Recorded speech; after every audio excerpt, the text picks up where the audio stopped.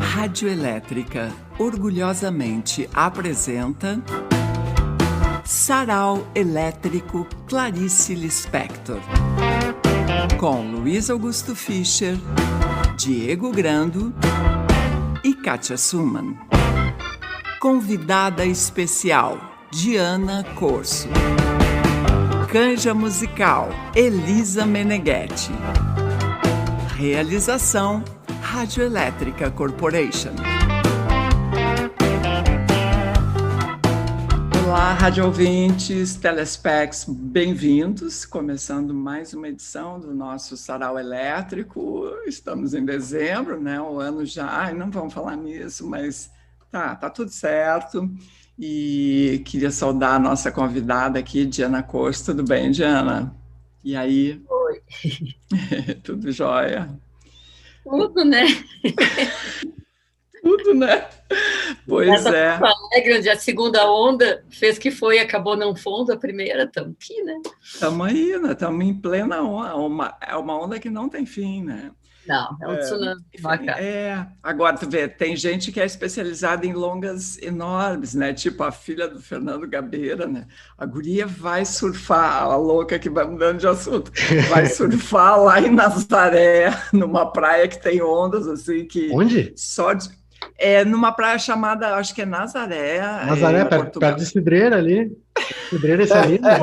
Acho que é isso.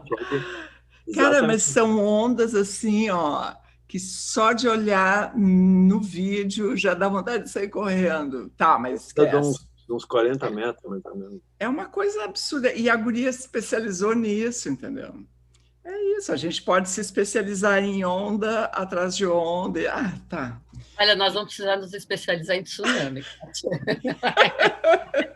Tá, e essa tatuagem é nova ou ela sempre esteve aí? A minha? É. Muitos anos. Anos. Ah, mas então tu tapava, assim, disfarçava. Usava um clima, assim, de... Ai, que legal! Muito bacana. Ela que vai na tatuadora para fazer uma tatuagenzinha e sai com todo. Sai com todo. Olha só, já que entramos nesse assunto, professor, alguma novidade com relação a tatuagens aí da semana passada para cá? Eu estou em seguida, vou fazer aí mais uns 60 anos eu estou fazendo uma tatuagem. Vou explicar para a Diana. Ô, Diana, que na semana passada também rolou um papo sobre tatuagens, né? E eu não sabia. Somos aqui os puros de corpo. Eu habito com um deles. Ele disse que vocês então vão ser os últimos da humanidade. Vocês e as baratas vão sobreviver. Não, e nós somos da primeira geração de velhas tatuadas, né? Porque antes de nós não tinha. A minha avó nunca se tatuou, tampouco a minha... Vamos convir que a gente não era velha quando isso tudo começou. A velhice chegou na tatuagem. Não, mas é que eu vejo mulheres assim mulheres de mais de 50 anos não são exatamente super jovens, mas mulheres que fazem a sua primeira tatuagem depois dos 50 anos. Isso é um dado novo. Tá, mas eu sei que o Fischer e o Diego estão interessadíssimos no assunto. Eu ainda estava no assunto anterior lá, eu estava no assunto da onda, ainda estava gostando. É que os homens são mais lentinhos. Eles são lentos, eles não conseguem acompanhar. É que eu queria dizer, é que a gente eu pelo menos tomo o turno da fala muito delicadamente, entendeu, Kátia Suman? Não vou te interromper, né? Tá, então é o seguinte... Deixa eu explicar que tem uma explicação para aquela onda de Nazaré, é isso que eu queria dizer. Me explica, então. Uma vez eu vi uma explicação, uma explicação geológica, é que tem uma falha, sabe o que é falha, não? Às vezes a Terra dá uns desníveis, assim, quebra uns pedaços da placa terrestre, tem uma falha lá que tem um buraco, tipo, sei lá, 100 metros de fundura, um buraco, assim, a 100 metros, 200 metros da praia.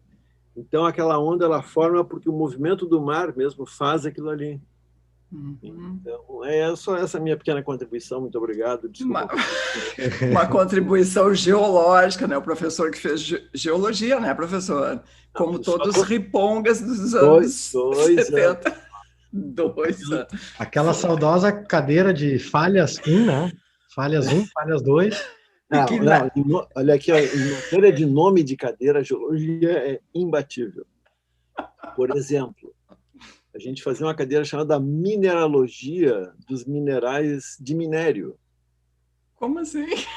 Porque tem uma outra que é Mineralogia dos Minerais de Rocha. Aí começa a ficar interessante, né? Sensoriamento remoto. Sensoriamento remoto. Acho que eu vou parar por aqui para não constranger vocês. Tá bom, tá bom. Mas é que parece que na cadeira Falhas 2 é apresentado o fenômeno da esbórnia, que também é uma falha, né? Aquele descolamento. Enfim. Bom, o que eu quero dizer é o seguinte, quando eu publiquei na sexta-feira que o tema seria Clarice Lispector, foi uma comoção. Assim, as pessoas ficaram super interessadas. Eu vejo pela resposta nas chamadas redes sociais. E aí a gente vê o peso que a Clarice tem, né? E como ela consegue mobilizar as pessoas passados 100 anos do seu nascimento aí, firme e forte. Então, professor, tu vai começar? Como é que a gente vai fazer? Como queira, posso começar. Pode ser? Não, começa então. É que a Clarice, em geral, ela não tem leitores, ela tem partidário. Ela tem devotos. Vou começar lendo uma...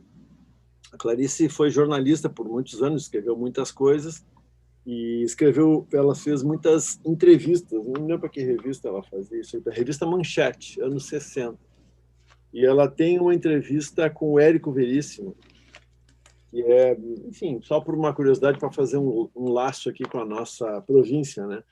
O Érico e a Clarice acabaram muito próximos quando o Érico morou lá em Washington. Ele tinha um cargo meio diplomático, meio político, né, na Organização dos Estados Americanos. Morou lá em 53, 54, e a Clarice era esposa de um diplomata brasileiro, né, que é o pai dos filhos dela. Então, eles, enfim, conversaram muito, e quase não dá para imaginar dois estilos mais distintos, né, entre si, do que o Érico, que é um cara totalmente solar, narrativa, enfim, totalmente limpa, isso, uma palavrinha depois da outra, cada uma significando uma coisa bem controlada, e a Clarice, que é toda cheia de labirintos e sugestões e entreditos e tal, né? Enfim, então, só um trechinho dessa entrevista. É legal porque a entrevista era assim, ela botava no texto final uma conversa dela, não era só uma pergunta, era um papo, né? Então, a pergunta dela, lá pelo meio da entrevista. Érico, sem interromper o assunto, estou me lembrando com saudade de Washington, eu como mulher de diplomata e você trabalhando na OEA. Você se lembra de como eu fazia ninho na vida e na casa de vocês? O que é que você estava escrevendo naquela ocasião? Eu, por exemplo, estava escrevendo a Maçã no Escuro. Legal que ela pergunta e ela sai falando também. Ela está fazendo a Maçã no Escuro. Foi um período muito produtivo no sentido de trabalho e no sentido de uma amizade que se formou para sempre entre você, Mafalda e eu. Aí o Érico responde. Quero que você saiba que as melhores recordações que guardo da nossa estada em Washington, D.C., são as das horas que passamos em sua casa com você e sua gente. Detestava o meu posto na União Pan-Americana. Não consegui escrever uma linha durante esses 3 anos burocráticos. O que sobrou de melhor desse tempo foi a nossa amizade. Você saiu daquela chatice federal com um romance denso de substância humana e poética. E ela pergunta, qual o seu personagem mais importante? O meu é sempre do livro que eu esteja escrevendo no momento. E o Érico responde, o primeiro vulto que me vem à mente é o do Capitão Rodrigo. Depois eu penso em Floriano, meu sósia espiritual. Mas não me decido a escolher. Prefiro dizer que os meus personagens mais importantes são as mulheres de O Tempo e o Vento, como Bibiana e Maria Valéria. É isso aí. Isso aqui está num livro da Clarice, mas eu citei deste livrinho aqui, que eu tenho muito orgulho de ter participado do processo de produção desse livro, A Liberdade de Escrever, do Érico Veríssimo, que saiu pela editora da universidade. Muito bem. Beleza. Tá, Diana, tua vez. Vamos lá. Então, acho que a Clarice não é mística, Fischer, ou profunda, não me lembro qual é a palavra que o Fischer usou. Ela é aleatória. A labiríntica, eu falei? Como? Labiríntica? Labiríntica. Ela é aleatória. Ela não tinha uma preocupação. Tem uma pequena crônica dessa que ela escrevia em jornal. Ela disse que ela queria muito que publicasse um conto quando ela era pequena, né? E que todos começavam com Era Uma Vez, publicavam de todo mundo, não publicavam dela, né? E ela diz, bom, agora, já que eu sou escritora, eu vou tentar um conto que comece com Era Uma Vez, né? E aí ela se põe, né? Agora vamos fazer um desenvolvimento de trama, personagem. Aí ela escreve algo como: Era uma vez um pássaro voando.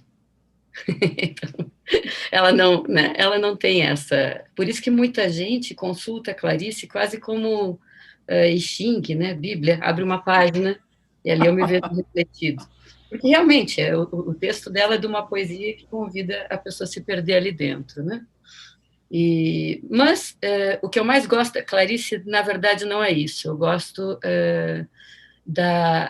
do fato de algo que o Benjamin Moser, um dos seus biógrafos, hoje tão polêmico, mas, enfim, eu ainda gosto muito da biografia dele, ele diz que a Clarice é uma das raras autoras, mulheres, que escreve histórias da vida de uma mulher desde pequena até a velhice. É como que a Clarice fosse a linha do tempo da vida de uma mulher, falando desde dentro, desde o que são as verdadeiras experiências, não abstratas como um homem veria uma mulher, ou naquele lugar que se supõe que a mulher deve estar, mas onde realmente ela habita.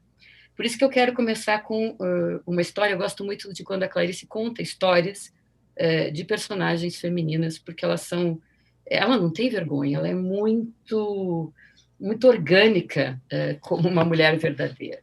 É a história de uma velha chamada Ruído de Passos, uma velha que tinha lá seus calores. Tinha 81 anos de idade, chamava-se Dona Cândida Raposo. Essa senhora tinha a vertigem de viver. A vertigem se acentuava quando ia passar dias numa fazenda. A altitude, o verde das árvores, a chuva, tudo isso a piorava. Quando ouvia a lista, se arrepiava toda. Fora linda na juventude e tinha vertigem quando cheirava profundamente uma rosa. Pois foi com Dona Cândida Raposo que o desejo de prazer não passava. Teve, enfim, uma grande coragem de ir a um ginecologista e perguntou-lhe, envergonhada, de cabeça baixa: quando é que passa? Passa o quê, minha senhora? A coisa. Que coisa? A coisa, repetiu. O desejo de prazer, disse, enfim. Minha senhora, lamento lhe dizer que não passa nunca. Olhou-o espantada. Mas eu tenho 81 anos de idade. Não importa, minha senhora. É até morrer. Mas isso é um inferno. É vida, senhora Raposo. A vida era isso, então? Essa falta de vergonha? E o que eu faço? Ninguém me quer mais. O médico olhou-a com piedade. Não há remédio, minha senhora. E se eu pagasse? Não ia adiantar de nada. A senhora tem que se lembrar que tem 81 anos de idade. E se eu me arranjasse sozinha? O senhor entende o que eu quero dizer? Disse o médico, pode ser um remédio. Então saiu do consultório. A filha esperava embaixo de carro. Um filho, Cândida Raposo, perdera na guerra. Era um pracinha. Tinha-se intolerável dor no coração, a de sobreviver a um ser adorado. Nessa mesma noite, deu um jeito. E solitário satisfez-se. Mudos fogos de artifício. Depois, chorou. Tinha vergonha. Daí em diante, usaria o mesmo processo. Sempre triste. É a vida, senhora Raposo. É a vida. Até a benção da morte. A morte. Pareceu-lhe ouvir o ruído de passos. Os passos de seu marido, Antenor Raposo. É isso. Ah, que lindo. Muito legal. Vamos lá, então, Diego. É a vida, né? Não, é do Gonzaguinha, né? Não. Da Raposo. Da senhora Raposo. Diego. Eu vou seguir aqui na trilha aberta pelo professor Fischer aqui. Ele mencionou a relação com o Érico e tudo mais. Eu tinha separado para deixar na manga, mas como veio logo do início, vou ler então aqui na correspondência da Clarice, que está editada. né? A gente tem tanto as cartas que ela manda quanto as que ela recebe, né? E aí tem uma que eu acho muito legal, sobretudo porque a gente está fazendo aqui em função da data do centenário, que é dia 10 de dezembro, né? Depois de amanhã.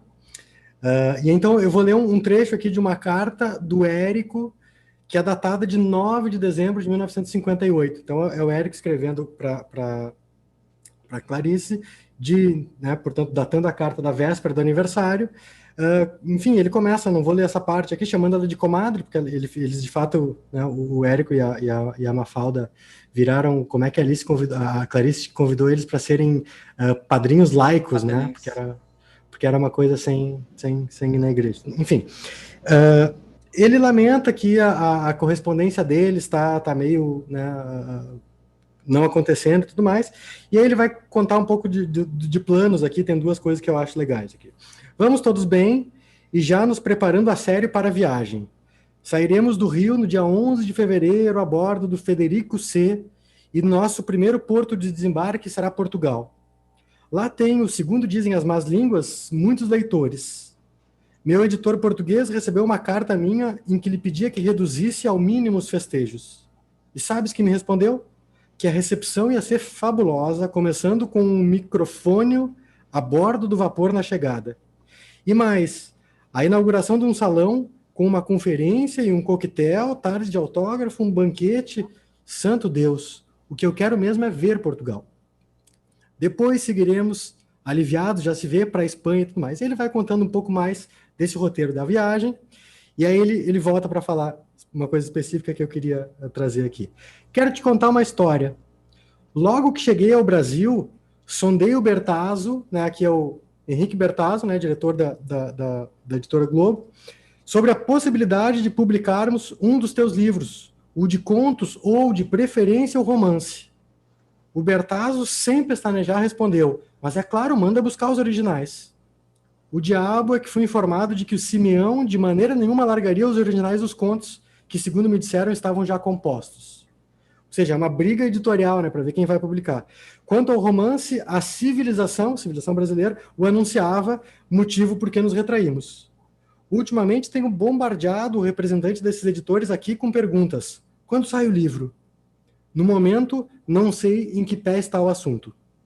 O que sei é que a hora em que eles nos quiserem dar a veia no pulso, publicaremos com o título que a autora quiser, a Globo o lançará.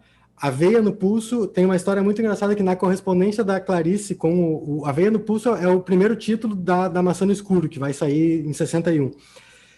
Na correspondência da Clarice tem uma coisa muito engraçada, que é ela discutindo esse título, A Veia no Pulso, com o João Cabral.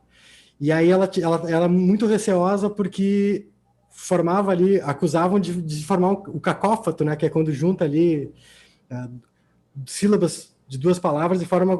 E o Cabral fala, não, mas não é uma palavra feia, né? Só um idiota vai entender aveia, né? Como aveia de flocos de aveia, né? E o Cabral fica horas e horas, assim, linhas e linhas falando sobre esse título e sobre essa aveia. Enfim, manifestando esse interesse da Globo, então, de lançar. E aí depois o Érico continua, só um dado histórico aqui que é legal também. Imagina o cara dizer isso numa carta, né? Estou na página 1000 de O Tempo e o Vento. E é mais ou menos a metade. Estou de tal modo saturado da história que já começo a achar tudo muito ruim. Parei. Tenho todas as notas para terminar o livro em Washington. Acho que conseguirei. Eu jamais poderia ter escrito esse terceiro volume se tivesse ficado aí. Mas já que comecei e tenho todo estruturado, estou convencido de que agora será possível. Que me contas da gurizada? Temos muita saudade de vocês todos.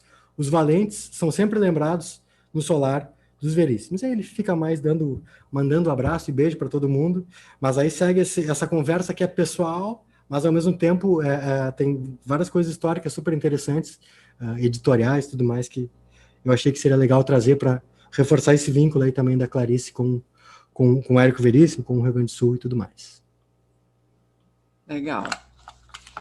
Bom, a Clarice Lispector começou a escrever na imprensa nos anos 40, né? Ela era uma das únicas mulheres numa redação e escreveu crônicas, escreveu entrevistas, né? Como o professor mencionou ali, escreveu algumas páginas femininas, digamos assim, escreveu, né, o o que era mais ou menos o conceito na época de um texto destinado a mulheres, donas de casa e tal. Escreveu com pseudônimo e ela própria comenta, né, posteriormente essa fase. Mas eu vou ler uma crônica que foi publicada, deixa eu ver aqui, em 69, que tem o título de A Violência de um Coração, e diz assim, ó, uma escritora inglesa, Virginia Woolf, querendo provar que mulher nenhuma, na época de Shakespeare, poderia ter escrito as peças de Shakespeare, inventou para esse último uma irmã que se chamava Judith. Judith teria o mesmo temperamento que seu irmãozinho William e a mesma vocação. Na verdade, seria um outro Shakespeare, só que, por delicada fatalidade da natureza, seria mulher. Antes, em poucas palavras, Virginia Woolf descreveu a vida do próprio William. Frequentava escolas, estudara em latim Ovídio, Virgílio, Horácio, além de absorver os outros princípios de cultura de sua época.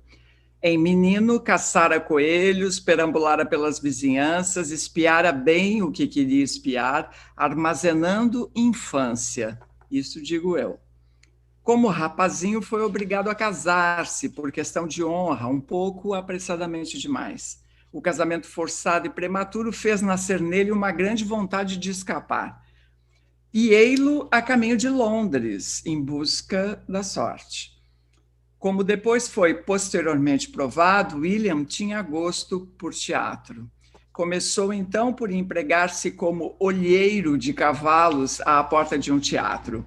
Passou a imiscuir-se entre os atores, conseguiu ser um deles, frequentou o mundo, aguçou a experiência e as palavras ao ter contato com as ruas e o povo, ganhou acesso ao Palácio da Rainha e terminou sendo aquele que pelos séculos se chamará sempre William Shakespeare. E Judith? Bom, para começo de conversa, ia mandada para a escola, pois era menina. E ninguém lê em latim sem ao menos ter aprendido as declinações. É verdade que, tendo tanta avidez por aprender, às vezes pegava os livros do irmão. Os pais intervinham, mandavam-na cerzir meias ou vigiar o assado. Não era por mal, mas adoravam-na e queriam que ela se tornasse no futuro uma verdadeira mulher. Eis que chega a época de casar. Judith ainda não queria e, igual ao irmão, sonhava com o amplo mundo. Negou-se a casar-se, então apanhou do pai, que era bom pai e queria a sua felicidade, e viu correrem as lágrimas da mãe, que era suave e sofria pelo destino da filha. Em luta contra tudo, pois é preciso não esquecer que Judith tinha o mesmo ímpeto de seu irmão William, em luta contra tudo, ela arrumou uma trouxa de roupas e fugiu para Londres. Também Judith gostava de teatro. Parou à porta de um, disse que queria trabalhar com os artistas, ser um deles. Foi uma risada geral. Todos, logicamente, imaginaram outra coisa diante daquela mocinha inexperiente e ingênua.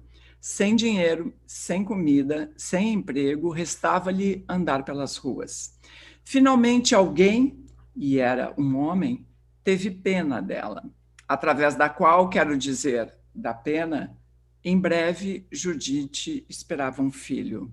Até que, numa noite de inverno, ela se matou. E assim acaba a história que não existiu. Quem, disse Virginia Woolf, poderá calcular o calor e a violência de um coração de poeta quando preso no corpo de uma mulher? Fecha aspas, essa citação da Virginia, então, maio de 1969. Clarice Lispector, numa crônica no jornal A Noite do Rio de Janeiro. É isso, então, professor Fischer. Eu eu não sou um leitor, a Diana me perguntou para confirmar, na verdade, que ela sabia, né? Eu não sou fã da Clarice Lispector e conheço bastante a obra dela, devo ter lido quase tudo.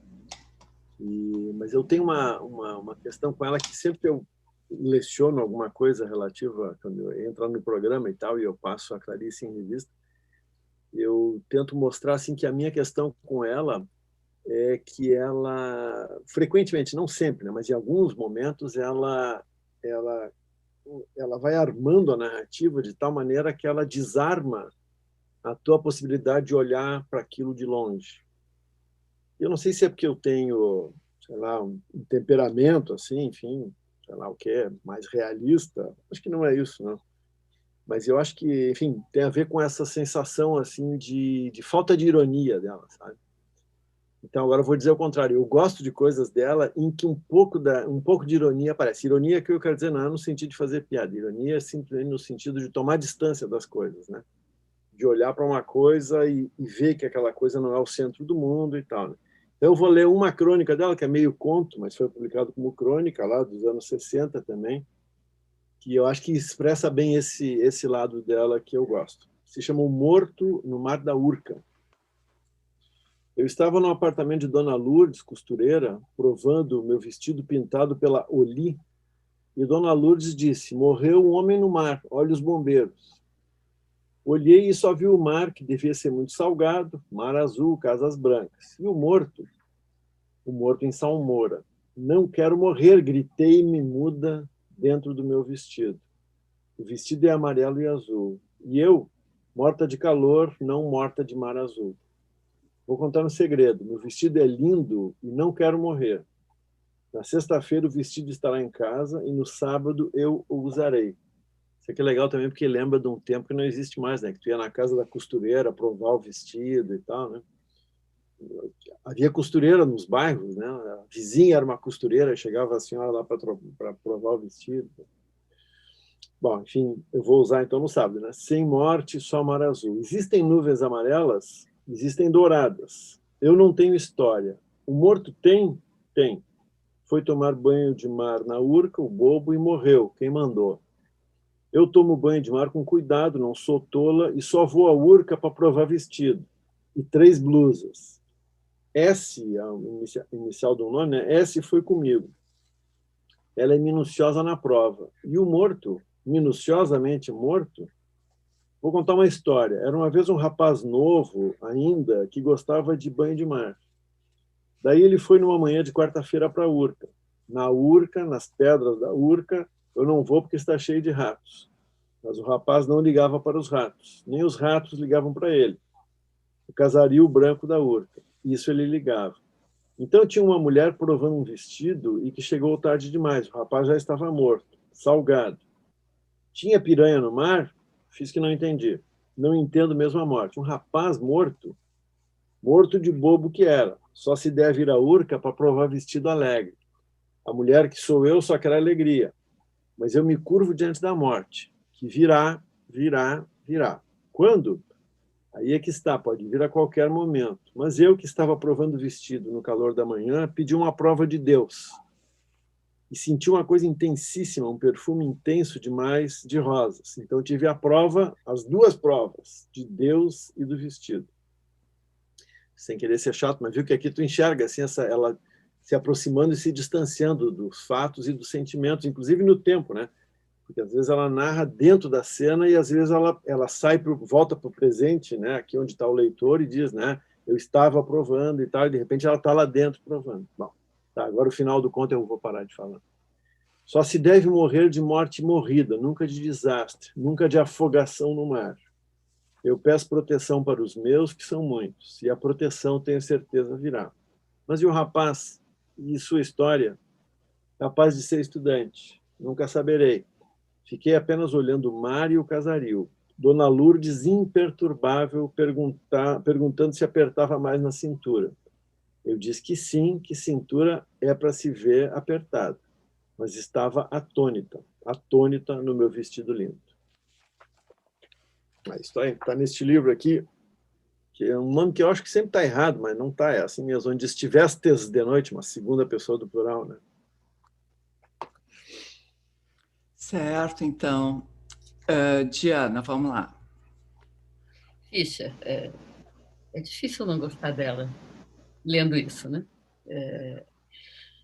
Esse texto é muito bonito, porque uma das coisas que eu quero frisar é que a Clarice não só atravessa a linha do tempo da vida de uma mulher de verdade, não uma mulher inventada, como também ela ela trabalha muito entre os limites do confinamento feminino, o dentro, quando ela fica provando o vestido, e o fora, onde quando ela sai, ela acaba se enfrentando com uma dimensão de vida que escapa ao cotidiano. Ela sai de dentro do confinamento feminino, mas é como se ela caísse dentro, direto, do Mar da Urca, da vida orgânica do Jardim Botânico. Nós vamos ver várias histórias onde essa mulher se descarrilha do seu cotidiano, ou, por exemplo, a Imitação da Rosa, onde ela cai para dentro da loucura. Tem várias, ou outros que ela foge, que ela sai, ela sempre volta, mas nesse tempo que ela passa fora, ela nos defronta com uma dimensão de vida. Simone de Beauvoir dizia que os homens não são criados para a transcendência e as mulheres para a imanência. Isso era uma crítica da Simone de Beauvoir à posição das mulheres que ficavam nesse cotidiano imanente, que nunca mudava, né? A roupa, o cocô do nenê, o seio de tantas em tantas horas, o almoço da família, até a mortalha dos que se vão. Essa posição de moiras das mulheres que vão pastoreando sempre uma vida que recomeça e vai até o fim, recomeça e vai até o fim. Isso que ela chamava de imanência. A Clarice faz uma saída dessa imanência, mostrando que estar lá dentro, mesmo quando a gente vai para fora, a gente vai levando um estranhamento, o que Freud chamava de estranhamento, que é ver o que é familiar como se fosse muito assustador. Então, eu quero ler aqui um pequeníssimo conto, nessas coisas que eu dizia de contar histórias, que eu gosto que ela faz, sobre uma mulher que está na rua e ela é vista por um homem. Tem uma frase da Michelle Perrault que diz assim: uma mulher em público está sempre deslocada. E essa é a história, é uma crônica, ela se chama Por quê? Um dia, o rapaz viu sua namorada na esquina conversando com duas amigas. Por que sentiu ele um mal-estar, como se ela sempre estivesse mentindo e só agora tivesse a prova? No entanto, ela nunca dissera que não saía, ou que não ria, nem conversava. Mas a ideia que ele fizera dela fora atraída pela visão nova. Junto das amigas, ela parecia outra pessoa. O pior é que também ela não se sentiu bem quando ele contou que a tinha visto. Fez-lhe muitas perguntas. Como é que eu estava? Com que roupa? Eu estava rindo? E ele sentiu que se houvesse possibilidade de se explicar, e não havia, proibiria que ela se encontrasse com as amigas. Ela pensaria erradamente em ciúmes. A ideia de que ela pudesse imaginar com simplicidade coisas favoráveis a si própria, como seu objeto precioso de ciúme, deu-lhe pena dela e ele achou-a ridícula. De qualquer maneira, desde que vira a nova faceta dela, ao estar conversando na esquina, de algum modo a desprezava. Como não entendia por quê, procurava acusá-la. Parece uma criada que, depois de lavar os pratos, vai de mãos vermelhas conversar na esquina. Mas não era verdade. Nem ele conseguiu se convencer do próprio argumento. Só que agora permanecia frio. Quando ela lhe contava, por exemplo, o que sonhara de noite, olhava de olhos bem abertos e sem carinho, bem abertos para não recebê-la, como se lhe dissesse: você pensa que me engana? Você é outra pessoa. Eu vi você conversando na esquina. Nunca mais se entenderam bem, e o namoro não durou muito. Terminou friamente, sem saudades. Assim como o senhor Raposo, quando chega à noite em casa, nunca fica sabendo dos calores da senhora Raposo. Tem muitas coisas que um homem acaba nunca sabendo de uma mulher. Aqui tem um homem que teve um vislumbre de alguma coisa que ele não entende, que é essa mulher num brilho que não é dedicado para ele, um brilho que é próprio. E é sempre esse momento onde uma mulher se encontra com o brilho próprio que de alguma forma a Clarice retrata. E desse brilho próprio, muitas vezes as personagens da Clarice se assustam, e voltam para a mesmice da vida privada e do confinamento. É isso. Muito legal. Vamos seguindo então, Diego. Tá, bom, eu vou seguir exatamente nessa linha aqui que a Diana tava lendo aqui. Eu vou ler um trecho de um conto que eu acho lindíssimo, assim, acho que é o meu texto preferido da Clarice. É um conto que tá lá nos Laços de Família, é um conto dos mais famosos, eu acho, é o conto Amor, que basicamente também tem isso, né, Diana? É uma mulher que é vista por um homem só que esse homem não vê, né? Ou seja, só ela que vê, mas tem uma troca de olhares que eu acho fantástica, porque é uma troca de olhares meio tem um lado meio vazio ali, né? Eu não vou pegar nenhum momento inicial do conto em que contextualiza um pouco ali o fato de que a Ana é uma mulher casada, tem filhos, tudo mais. A narradora comenta que tem um momento lá do dia, uma hora da tarde, que é uma hora difícil, porque dá uma espécie de vazio e tudo mais. Aí ela sai para fazer compras e aí ela tá voltando para casa. Lá no final do conto, né, ela vai voltar para casa, como a Diana disse, tudo vai voltar ao normal, né? Mas antes disso tem esse grande momento aí que tudo se embaralha, né? E aí eu vou pegar um momento que de fato ela tá voltando para casa, ela tá com uma sacola de tricô cheia de compras, ovos, tudo mais, uma coisa meio feira e tudo mais. E aí ela tá num bonde no caminho para casa, ainda um pouco longe, né? E aí eu pego a narração pelo meio e vou parar bem antes do fim. O bonde vacilava nos trilhos, entrava em ruas largas. Logo, um vento mais úmido soprava, anunciando, mais que o fim da tarde, o fim da hora instável. Ana respirou profundamente e uma grande aceitação deu a seu rosto um ar de mulher. O bonde se arrastava, em seguida estacava. Até o Maitá tinha tempo de descansar. Foi então que olhou para o homem parado no ponto. A diferença entre ele e os outros é que ele estava realmente parado. De pé, suas mãos se mantinham avançadas. Era um cego. O que havia mais que fizesse Ana se aprumar em desconfiança? Alguma coisa intranquila estava sucedendo. Então ela viu. O cego mascava chiclete. Ela grafa aqui chicles, né? Que eu acho que é uma expressão um pouco mais antiga, mas eu vou chamar de chiclete aqui porque eu não tenho tanto esse hábito. Um homem cego mascava chiclete. Ana ainda teve tempo de pensar por um segundo que os irmãos viriam jantar. O coração batia-lhe violento, espaçado. Inclinada, olhava o cego profundamente, como se olha o que não nos vê. Ele mastigava goma na escuridão. Sem sofrimento, com os olhos abertos. O movimento da mastigação fazia-o parecer sorrir e de repente deixar de sorrir. Sorrir e deixar de sorrir. Como se ele a tivesse insultado, Ana olhava-o. E quem a visse teria a impressão de uma mulher com ódio. Mas continuava a olhá-lo cada vez mais inclinada. O bonde deu uma arrancada súbita, jogando-a desprevenida para trás. O pesado saco de tricô despencou-se do colo, ruiu no chão. Ana deu um grito. O condutor deu ordem de parada. Antes de saber do que se tratava, o bonde estacou. Os passageiros olharam assustados. Aí rola ali aquela muvuca no bonde e tudo mais. Jogam os ovos que quebraram para fora e tudo mais. Estou cortando aqui. Poucos instantes depois, já não a olhavam mais. O bonde se sacudia nos trilhos e o cego mascando goma ficara atrás para sempre. Mas o mal estava feito. A rede de tricô era áspera entre os dedos, não íntima como quando a tricotara. A rede perdera o sentido e estar num bonde era um fio partido. Não sabia o que fazer com as compras no colo. E como uma estranha música, o mundo recomeçava ao redor. O mal estava feito. Por que teria esquecido de que havia cegos? A piedade a sufocava. Ana respirava pesadamente. Mesmo as coisas que existiam antes do acontecimento estavam agora de sobreaviso. Tinham um ar mais hostil, perecível. O mundo se tornara de novo um mal-estar. Vários anos ruíam, as gemas amarelas escorriam.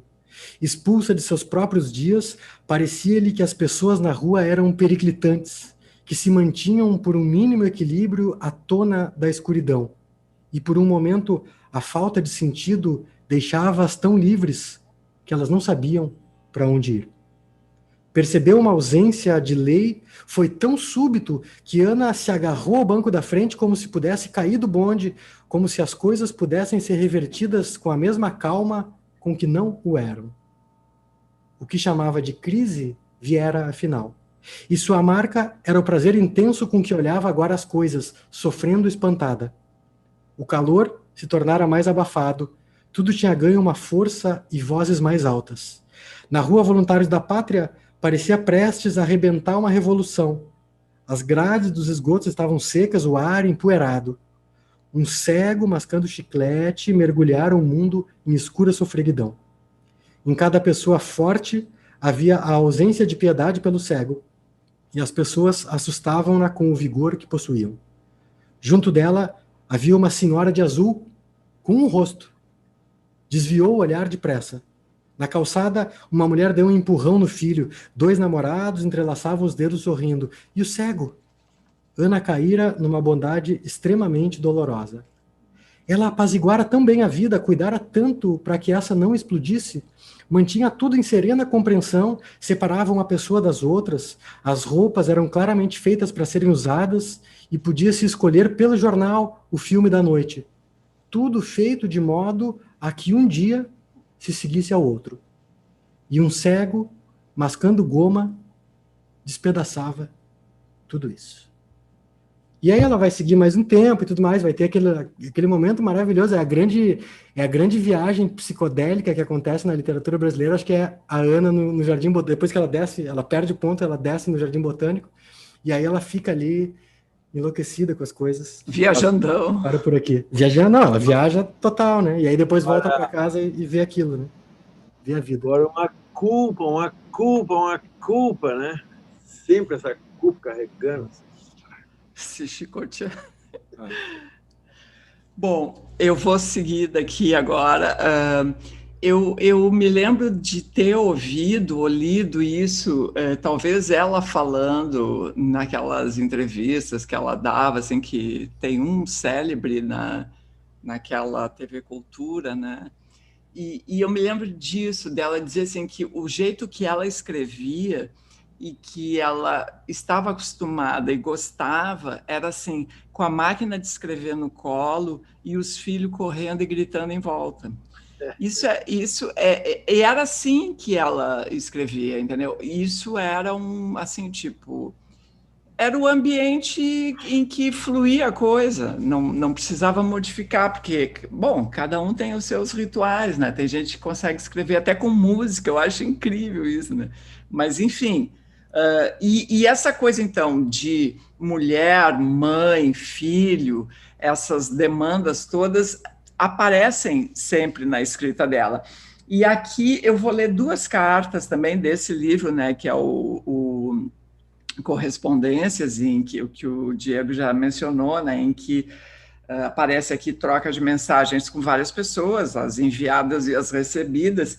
E aqui, em 69, o filho dela, de então 16 anos, ela estava no Brasil nessa época. Ele vai para os Estados Unidos para fazer um intercâmbio. E aí ela escreve para ele, assim, ela teve 2 filhos, né? Paulo Gurgel Valente e Pedro Gurgel Valente. E ela, assim, já começa assim, ó, meu gafanhoto querido. É um amor isso. Quem é que não bota uns apelidos assim? Meu gafanhoto querido, por favor, não se sinta só. Você está rodeado do nosso amor. Até a Azaleia tem rezado por você. Eu sei, gafanhoto, como é duro embarcar assim sozinho, mas esta é exatamente a aventura. E se você soubesse como vai lucrar com essa aventura, você ficaria eufórico. O sentimento de solidão é um dos mais difíceis de viver, mas você, se Deus quiser, não vai se sentir só, vai ter muitos amigos. Meu coração te acompanhará sempre e sempre. Deus te abençoe, tua mãe. E a outra carta também, que é bem pequenininha, ela escreve quando o Érico Veríssimo morreu, ela escreve para Mafalda, de quem ela foi muito amiga. E então ela diz assim, Mafalda Veríssimo, né, que era a esposa do Érico. Mafalda, minha tão querida Mafalda, juro que não sei o que dizer. Logo que Paulo, seu afilhado, me deu a notícia, eu quis pegar um avião e ir ver vocês. Mas o choque foi tão grande que minha pressão baixou quase a zero e tive que ficar de cama, sem força para mover sequer as mãos. Me desculpe eu lhe faltar num momento desses. Eu também queria ver você para, por incrível que pareça, a ilogicidade das coisas, para me consolar com você. Paulo e eu estamos muito abalados. Pelo amor de Deus, Mafalda, reaja como Érico quereria que você reagisse. Mafalda, tive a felicidade de conhecer de perto uma das pessoas maiores que jamais vi. Foi um privilégio ter convivido com vocês. Deus abençoe você, sua sempre, Clarice. Um beijo para Luiz Fernando. Tá aí, então, eu estou lendo aqui o lado B, né? Lado vida real, Clarice Lispector. Vai lá, professor. O lado mais solar da Clarice. O lado mais solar, que contrasta com a obra, né?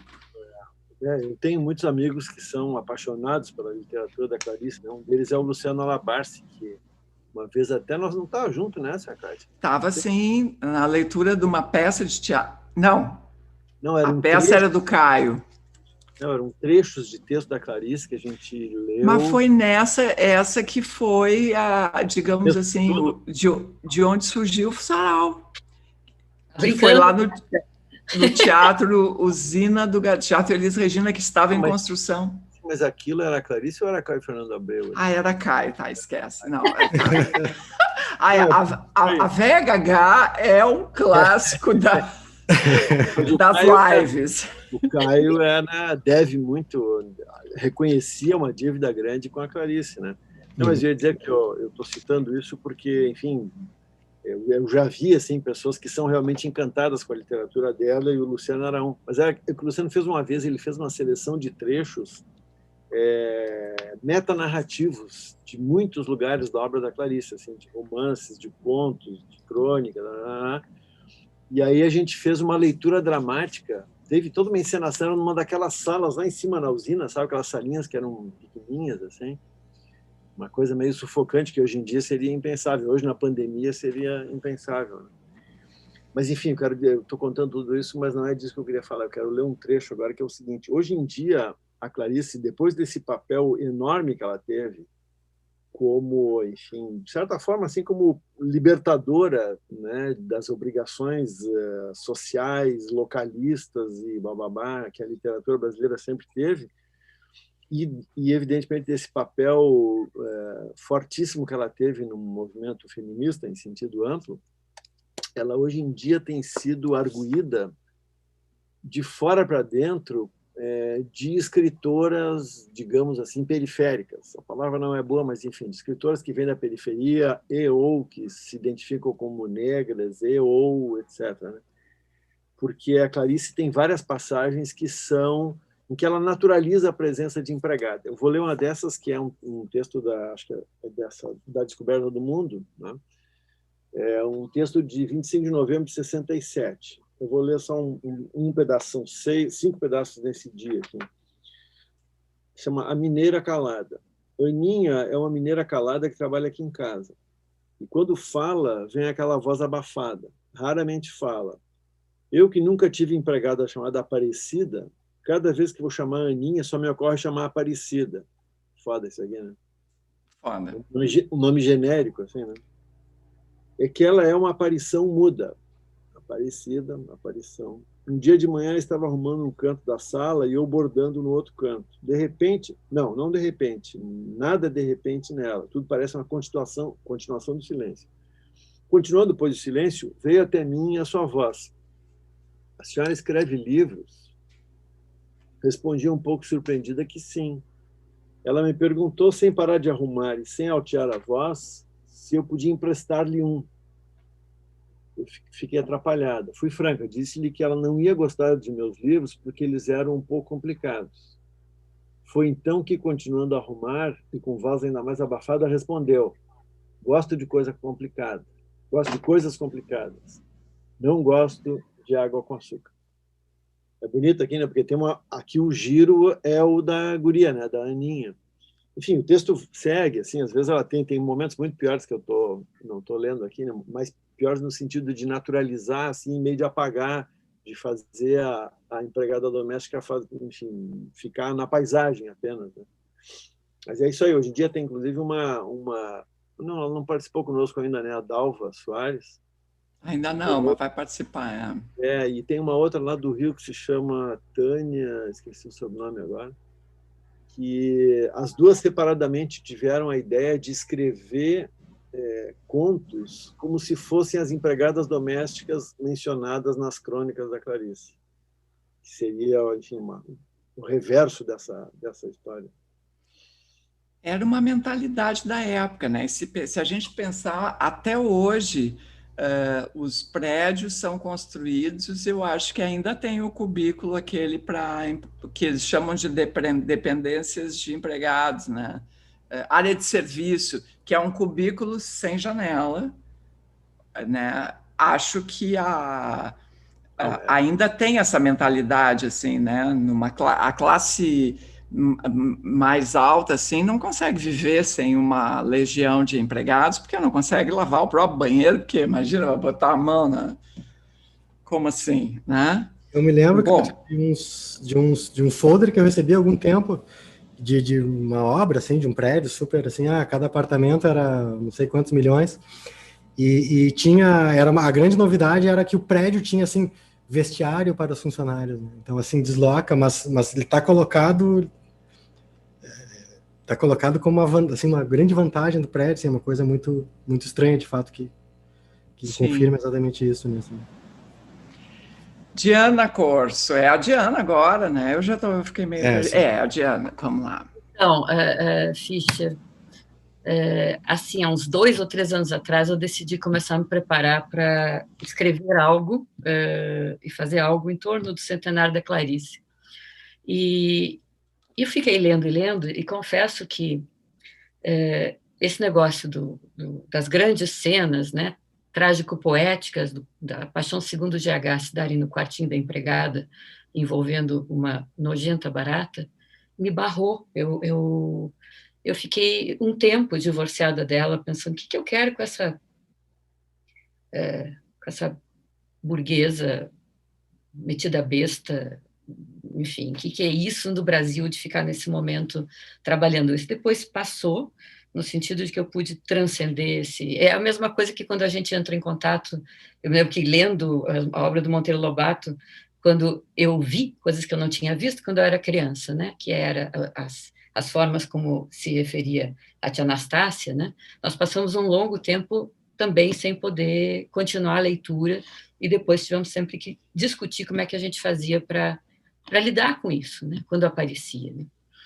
E, bom, pude voltar a Clarice, mas eu confesso, Fischer, que isso me atrapalhou bastante, essa coisa da barata no quartinho da empregada, né?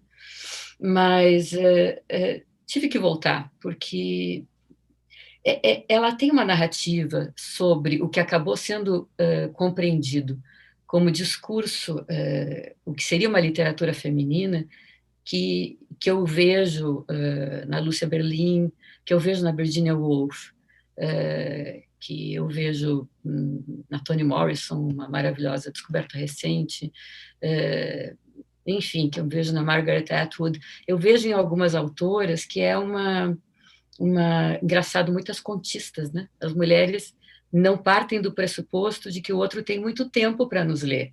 A gente lê, escreve rápido, né? Para não perder a atenção, né?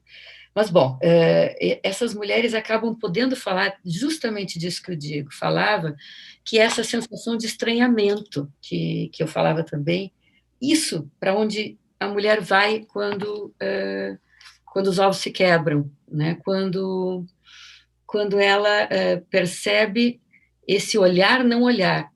Eu ainda não entendo, já li várias coisas sobre o que é cego, esse olhar que não a vê, e eu acho que diz muito mais um respeito a uma posição de invisibilidade da mulher do lado de fora da casa, do que talvez a própria coisa do olhar dele, desse olhar. Os psicanalistas falam em castração, tem todas umas teorias. Esse conto chama-se A Fuga, é um conto das primeiras histórias, nem está nos livros tradicionais, né?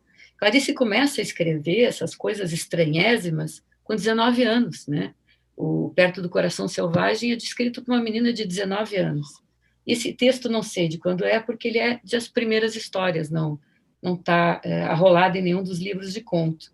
Mas é a primeira vez que eu leio, nas coisas que eu tenho lido, e muito da Clarice, em que a mulher faz essa saída, como ela faz no Amor, como ela faz na Imitação da Rosa, e essa saída leva ela para esse poço sem fundo, para esse... Aqui ela faz uma metáfora belíssima, que é de cair sem nunca encontrar o fundo, retomando a Alice, né? No País das Maravilhas, essa queda, né? Que é essa estar sem chão, como naqueles sonhos que a gente cai e acorda antes de se esborrachar.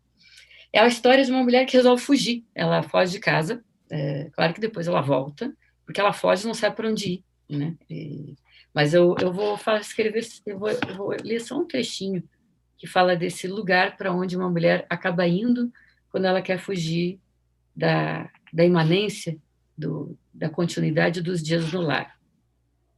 Agora que decidira ir embora, tudo renascia.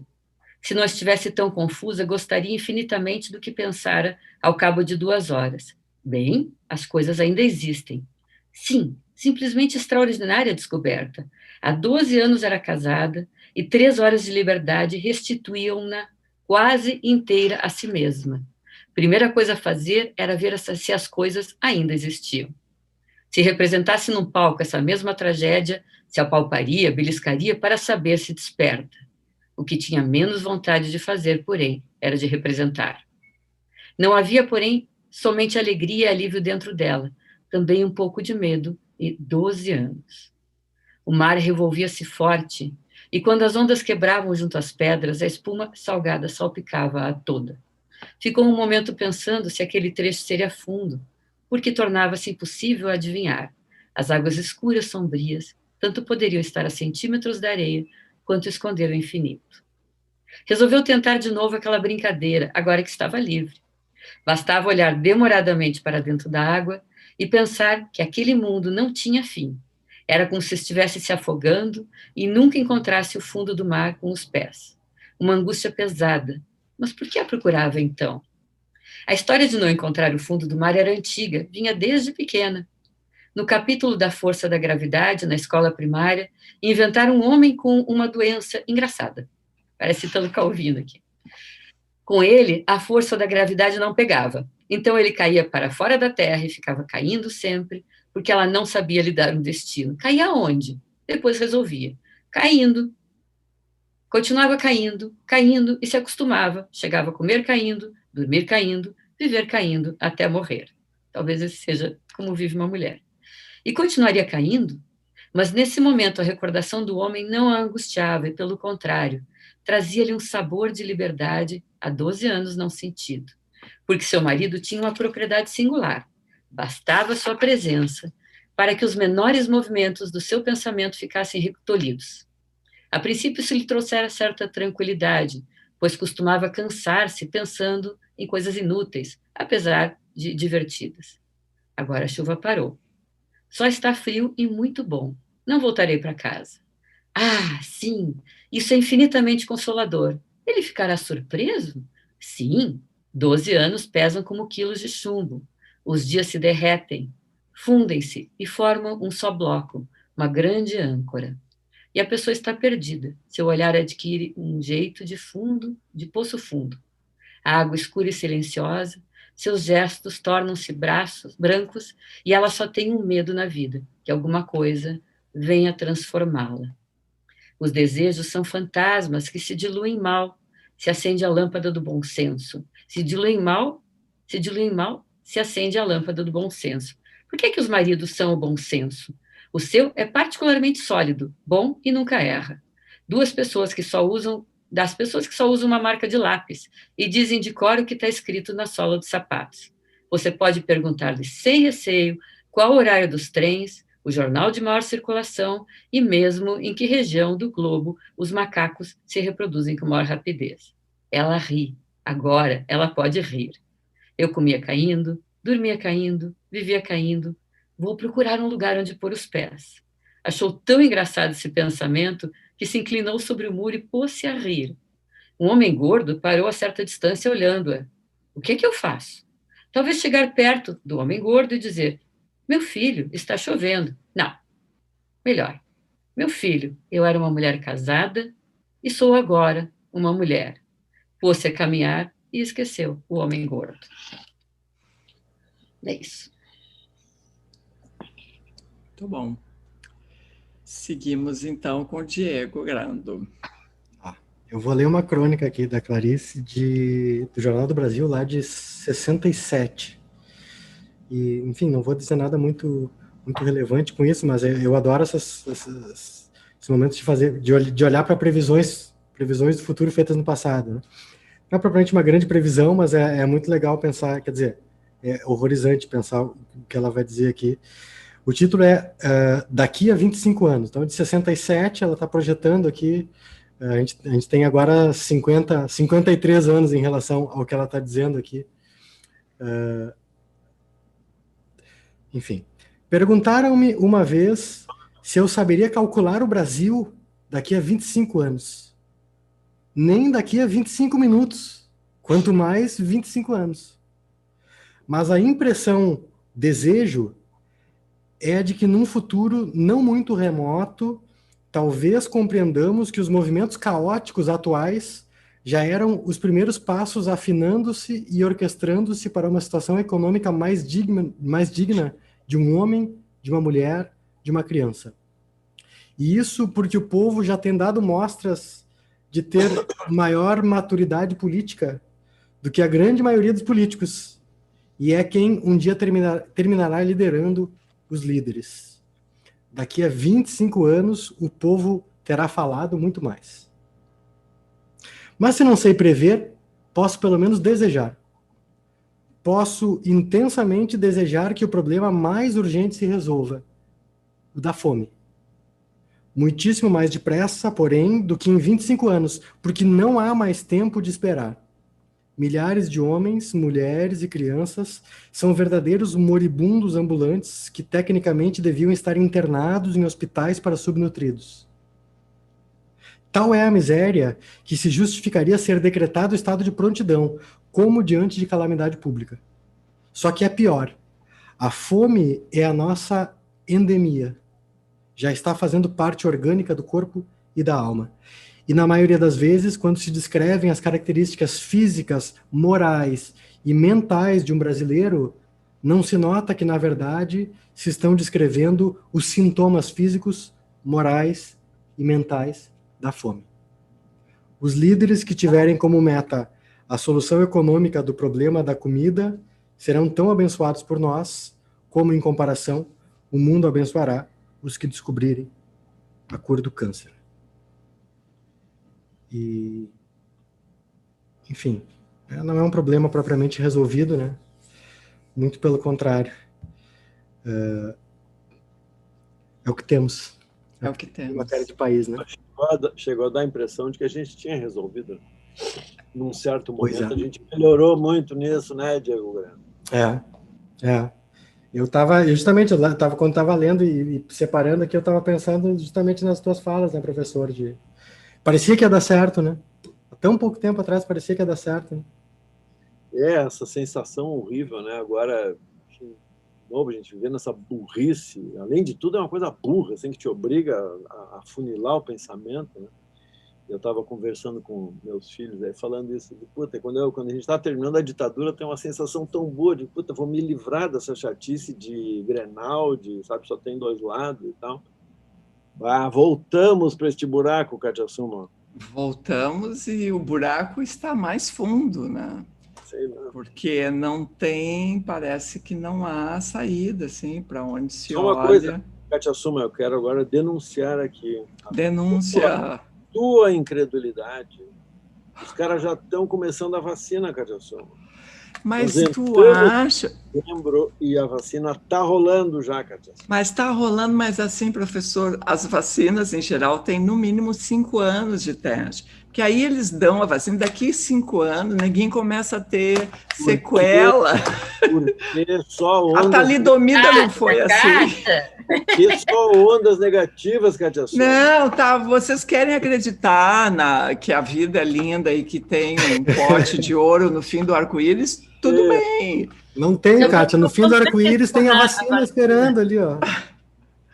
Tudo bem. Minha preocupação não é questionar a vacina, minha preocupação é questionar a incapacidade daquele exército brancalhone de sociopatas que nos dirige de fazer uma logística mínima para que esse país seja vacinado. A vacina, ok.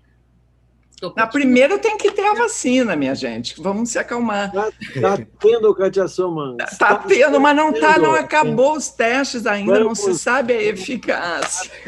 Vamos estar tendo vacina, Kátia. Tá bom, vai dar tudo certo. Tá. Então... Pode falar, Kátia Summan. Hã? Eu te chateei e agora tu pode falar. Não, eu não vou falar nada. Eu não vou tirar... É a minha vez, tá. Eu vou ler, professor, em tua homenagem, um trecho de uma entrevista que a Clarice fez com o teu querido Nelson Rodrigues, também nessa série para a revista Manchete. A frase que está destacada abaixo do título Nelson Rodrigues é uma frase dele: eu me considero um fracassado. E aí, assim... Sabe que nessa biografia do Benjamin Moser aqui, tem um momento em que ele mostra que ela, o Lúcio Cardoso e o Nelson Rodrigues se alimentaram de Dostoiévski e romance de carregação. Romance de carregação. Um folhetim brabo, rocambolesco, assim, cheio de saídas misteriosas, e, súbitas cartas e conversões, e filhos que não sabem quem é o pai, não sei o quê. Novela mexicana. Exatamente, é Dostoiévski e novela mexicana. Essa é a matéria-prima deles. Tá certo. Então, ela começa dizendo a ele o seguinte... Aliás, quando a Diana falou que o Moser é polêmico, eu não quis dar uma de burra, mas por que mesmo? Qual é a polêmica envolvendo o Benjamin Moser que eu não peguei essa? Ele está sendo acusado de ter plagiado boas partes dessa biografia. Da Clarice? Da Clarice. Agora eu já não lembro bem, porque se eu soubesse que a gente ia conversar isso, eu teria trazido os dados. Mas enfim, não só está sendo acusado de ter plagiado, como de ter uma posição no campo editorial bastante predatória em relação a outras pessoas que... Essa biografia da Susan Sontag está sendo acusado de ter se apropriado do trabalho que ele tinha... é na Sontag, não é na Clarice. Tem razão, Fischer. Tem razão. Não, e é um negócio pesadão mesmo, assim, evidências de que ele chupou o trabalho de outros, não deu crédito. Da Susan, na biografia da Susan, Tá. Mas na da Clarice tem a outra biógrafa dela, que eu não me lembro, aqui não tenho aqui, também tem umas reclamações em relação a coisas que teriam sido chupadas do trabalho dela. Né? Mas, enfim. Tá. A entrevista, então, Clarice entrevista Nelson Rodrigues, anos 60, 68, revista Manchete. Avisei a Nelson que desejava uma entrevista diferente.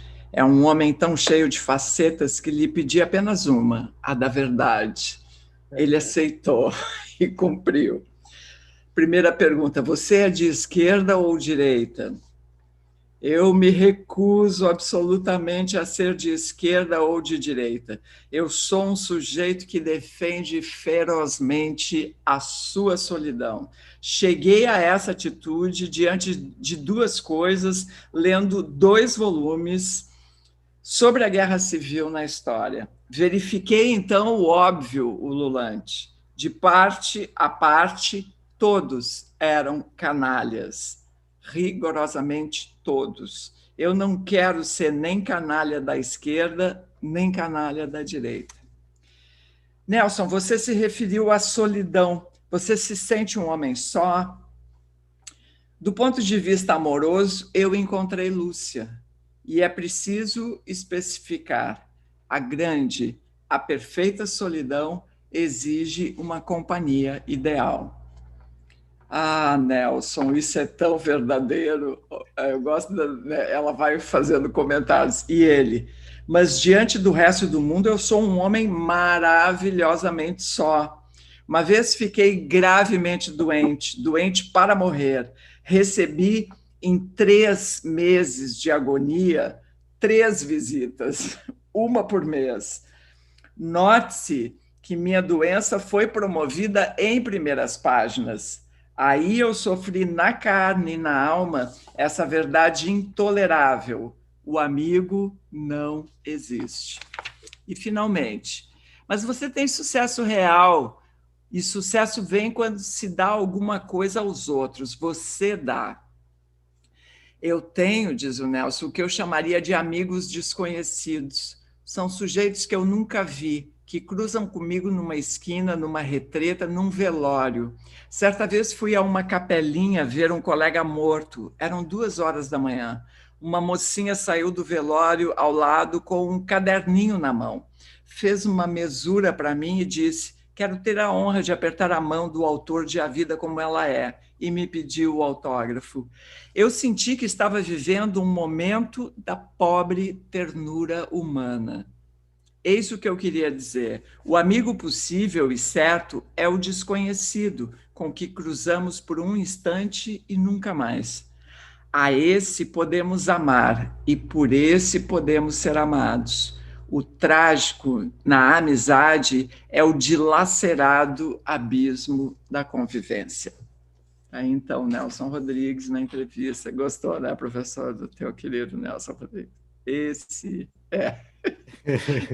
é puro amor, amorzinho. Bueno, eu não sei, alguém mais quer... agora ele falou ali, né? Uma coisa que eu tenho notado cada vez mais, não tem nada a ver com o tema, mas ele falou ali que a doença dele foi proclamada em primeira página e tal. Uma coisa que me incomoda tanto é isso: as pessoas agora não conseguem mais ficar doentes no recolhimento da sua existência. As pessoas precisam imediatamente botar no ar isso, fazer uma live, fazer um evento, fazer um acontecimento. Mas para que isso? Que necessidade louca é essa, tia? Me digam que eu estou errado. Me lembro, Kátia, faz muitos anos, quando surgiu o Twitter, eu escrevia na TPM naquela época, e a Nina Lemos, a jornalista, me ligou, me disse: está acontecendo um fenômeno que eu quero que tu me ajude a interpretar. Esse fenômeno era o Twitter, no seu surgimento, né? Uhum. E ele disse: me manda um link para eu olhar esse troço, né? E ela disse: olha só, as pessoas falam se fizeram cocô, não fizeram cocô. e dão ainda, especificam. Isso é inacreditável, eu nunca pensei que nós íamos chegar a esse grau de exposição. Ela nem sabia, claro que ela sabe, a Nina, né? Em que ponto nós iríamos chegar? Ponto íamos chegar? Eu fico bastante... lá atrás, né? 140 caracteres sobre cocô, tá ótimo, né? Porra, sucinto, né? Né, professor? Agora faz atenção sobre o cocô. Com foto, né? Foto com filtro. E a coisa fascinante no Nelson, que também tem na Clarice, em outro sentido, né? E, aliás, é um dos motivos de admiração do Nelson e da Clarice pelo Guimarães Rosa, que é a defesa furiosa, ele diz aí da solidão, mas é da liberdade individual, né? Isso é uma coisa é uma lição deles, assim. No caso do Nelson, isso é mais explicitamente político, assim, né? Ele confronta a esquerda, aquela coisa toda, né? E na Clarice tem essa marca forte, né, da condição feminina, pelo menos de muitas gerações, né? Professor, e do Guimarães Rosa era aquela coisa delirante dele, um narciso feroz, né, que achava que o mundo todo tinha que fazer reverências à maravilha dele. O pior é que ele fez maravilhas mesmo, né? Mas, enfim. Professor, eu li que a Clarice seria o Guimarães Rosa de saias. O que tu acha disso? É uma boa imagem. É claro, por outro lado, são 2 mundos tão diversos, né, que é difícil de comparar. Mas eu acho pela intenção de linguagem. Mas tem a ver com isso é mergulho na linguagem e essa criação no mundo, assim, azar da vida real, né? Tipo, azar do imediato, né? Eu acho que dá. Eu mesmo tinha separado uma passagem aqui dessa biografia da... Eu estou me invocado que eu estou querendo me lembrar como é o nome da biógrafa, essa que tu lembrou, Diana. Quem é? Não é a Nádia Gottlieb, não é? Exato. A Nádia Gottlieb, Uhum. É um texto dela aqui em que ela conta... É um texto famoso em que ela conta quando ela leu O Grande Sertão Veredas, que é um negócio maravilhoso, assim, porque ela ficou chapada. E ela falava da beleza daquilo, assim, que era... Bem, enfim, esse troço que ela tem de parecido com Guimarães Rosa, que é um desejo, assim, de sair do imediato e ir para uma região, sabe, sei lá, né, de transcendência. Tá, tu ia ler, mas não vai ler isso. Eu tinha separado para ler, mas acabou o nosso tempo, né? Tá. Não, mas fica à vontade, professor. Ela diz assim, é uma carta dela para o Fernando Sabino, ela diz assim, ela lendo O Grande Sertão Veredas, nunca vi coisa assim, é a coisa mais linda dos últimos tempos. Não sei até onde vai o poder inventivo dele, ultrapassa o limite do imaginável. Estou até tola, fico até aflita de tanto gostar. Muito legal. Então tá, meus queridos. Alguém mais quer falar alguma coisa? Eu ia fazer um comentário que ia perguntar para a Diana, na verdade, se ela sabia que o Sarau Elétrico agora tem um Pix. Só para deixa aí, né, Kátia? Isso é uma coisa erótica. Diego Grando, me conta! Quando aquele senador botou o dinheiro no rabecão, um amigo meu disse assim, ele se enganou, ele ia fazer um Pix e fez um Cux. Eu adorei. Não, mas no nosso caso, eu vou contar então. Não, a gente passa um chapéu virtual aqui ao final do sarau para ajudar a pagar as despesas do projeto. Inclusive, aí a gente pode pagar uma graninha para os músicos que se apresentam aqui, e isso dá um alívio, porque é muito chato ficar pedindo para as pessoas tocarem de graça, entendeu? É uma coisa que todo esse segmento da cultura está muito prejudicado, então o que a gente puder fazer também para nós é uma alegria. Então é o seguinte, o Pix, não vão se enganar e fazer cookies, é Pix, tá? O Pix é o meu e-mail, a chave, né? katia@radioelétrica.com.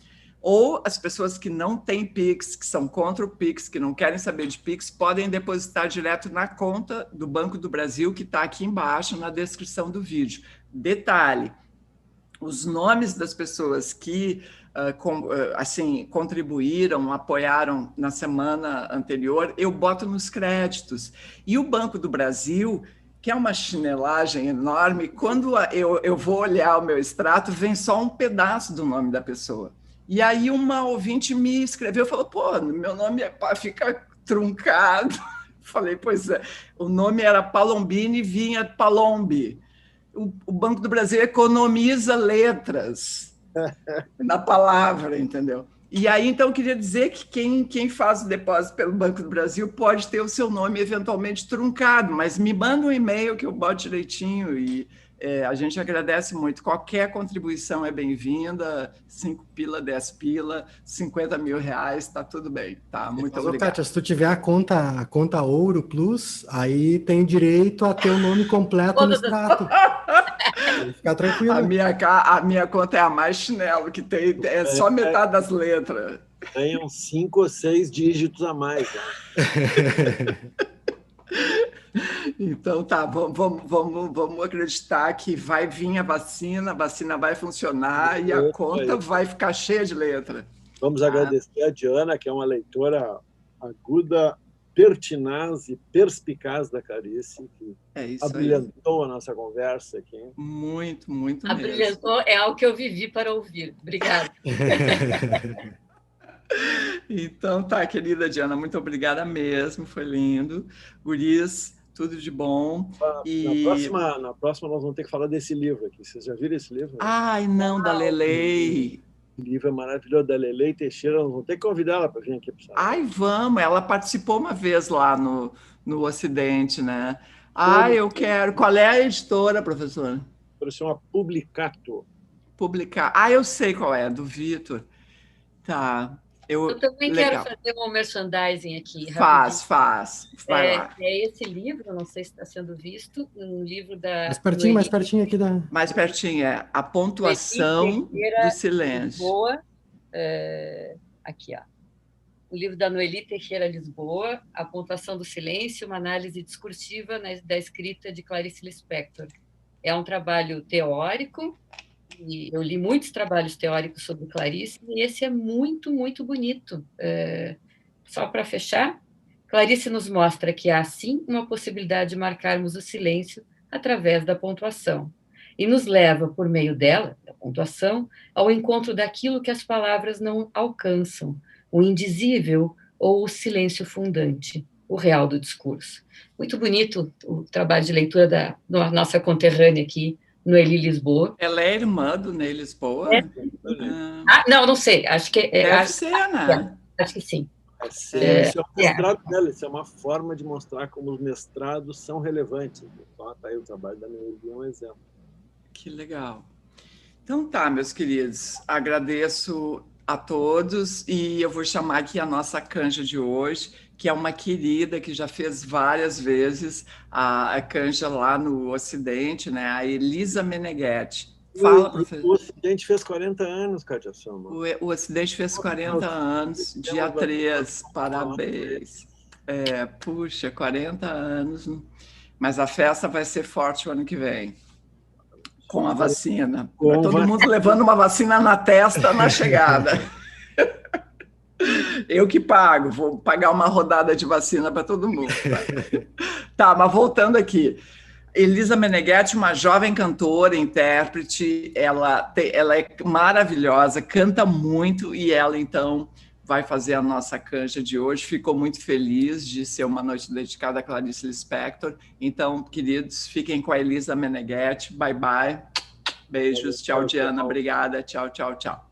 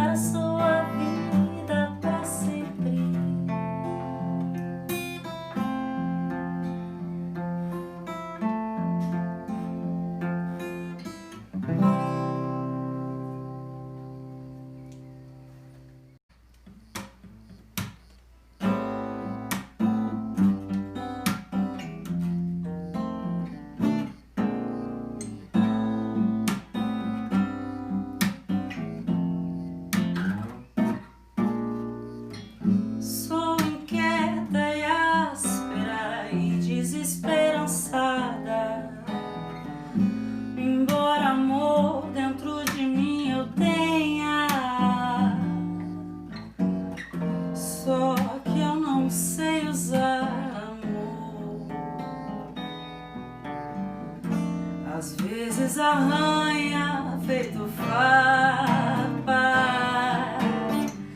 Se tanto amor dentro de mim eu tenho,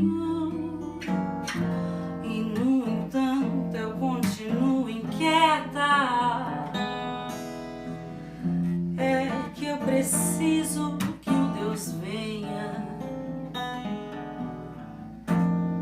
antes que seja tarde demais.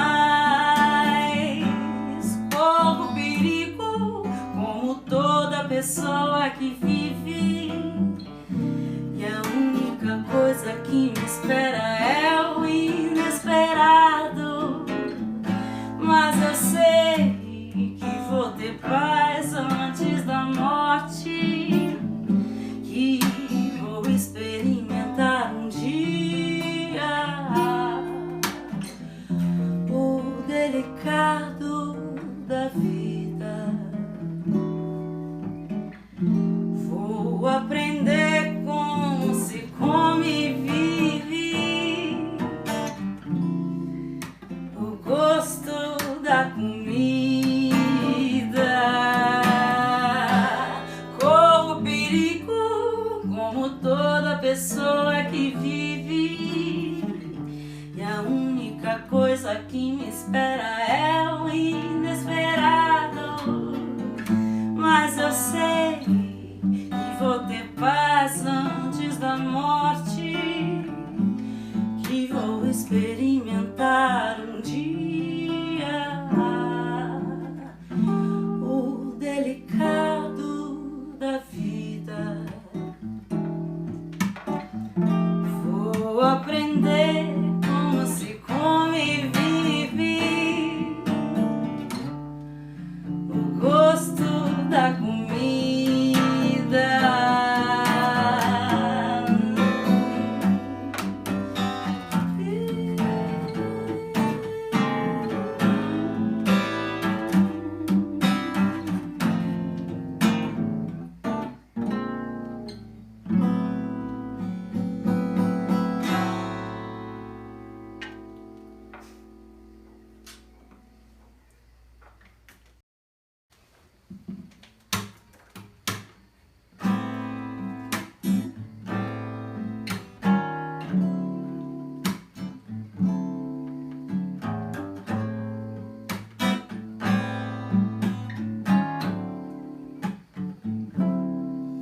Eu quero a sorte de um amor tranquilo, com o sabor de fruta mordida. Nós na batida, no embalo da rede, matando a sede na saliva. Ser teu pão, ser tua comida, todo o amor que houver nessa vida, e ao trocado que me dê garantia.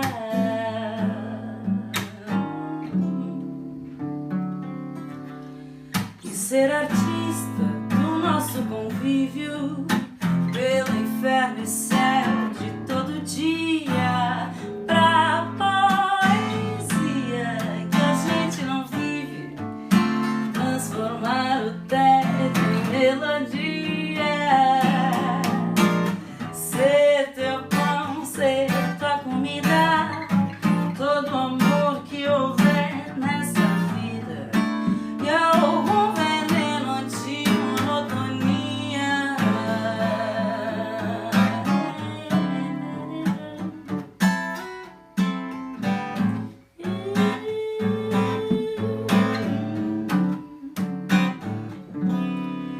E se eu achar a tua fonte escondida, te alcanço em cheio o mel e a ferida, e o corpo inteiro feito um furacão, boca, nuca, mão e a tua mente não. Ser teu pão, ser tua comida, todo o amor que houver nessa vida, e algum remédio que me dê alegria.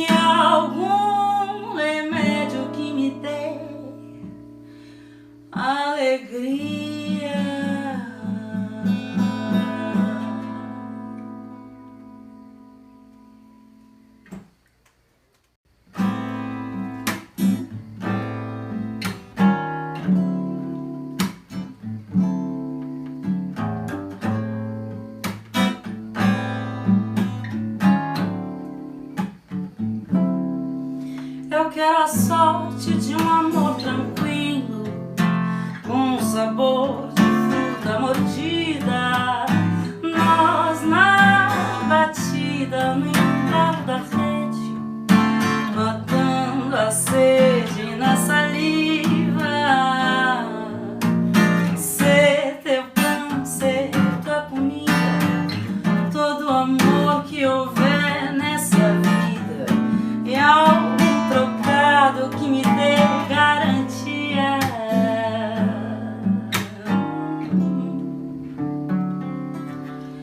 E ser artista do nosso convívio pelo inferno e